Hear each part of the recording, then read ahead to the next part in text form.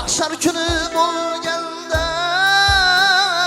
yig'lur xaloyiqlar ey Rasululloh ortidan ya Rab mashrab qiling keladur mahşar kuni bo'lganda yig'lur xaloyiqlar ey Rasululloh ortidan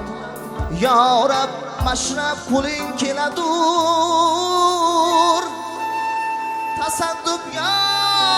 Rasululloh men ham bir ojiz bandaman mahshar kuni chiqsam sharmanda durman sizga ummatman